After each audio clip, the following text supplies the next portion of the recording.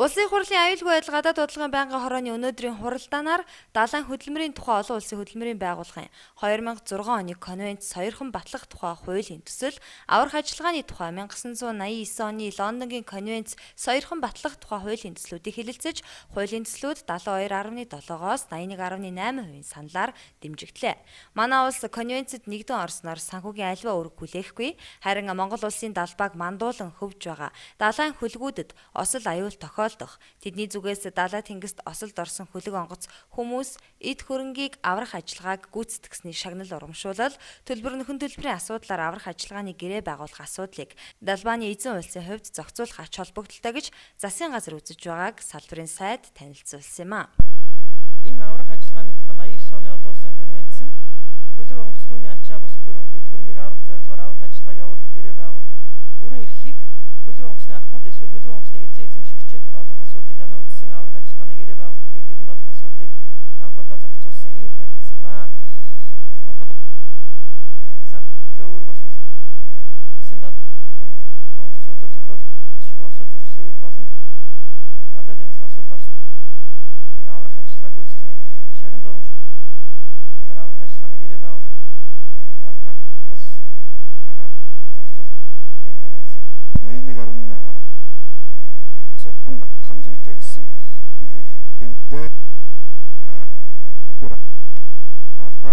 Дараа нь ажлын хэсэг байгуулах тухай байнгын хорооны тогтоолын төслийг хэлэлцлээ.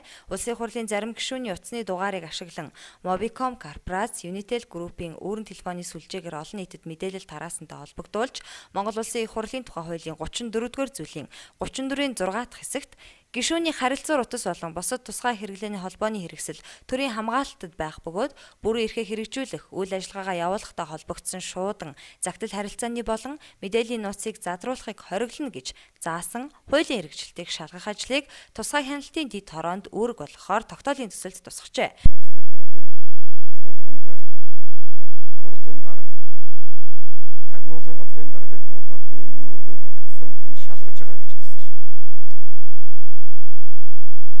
Тэр тагнуулын газрын шалгажээд улсын хурлын дарга өгсөн үүргийг дундаас нь бид нар яг энийг ганцгаар энгийн суглаад ингээ шалгаж гэдэг учиртай билээ.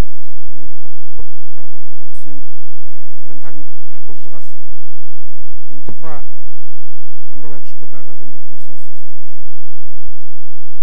Хоёрдугаар өнөөдөр болоод байгаа энэ улсын хурал албатай зүрх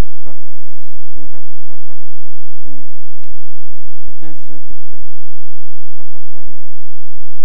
за яг тэр гишүүдийн ашигласан мэдээллийн хангаж байгаа хэл асуудал шүү дээ. За улсын хурлын дарга өдөр тагнуулын ерөнхий газрын дарга хариуцсан хуулийн зохицуулт нь бол хорооны ажлын үеийг асуудал. Энийг хурлын даргатай ярилцсан бат шүүн тусгай хяналтын дарга уулзсан ажлын хэсэг тэнд улсын хурлын даргууд энэ асуудлаар ажлын хэсэг байгуулъя.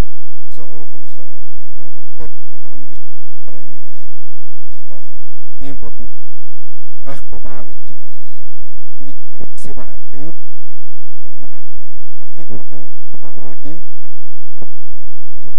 Дэд хорон бүрийн нууцын хамгаалалт, гадаад хамгаалалт болон гүйцэтгэх тогтоомжийг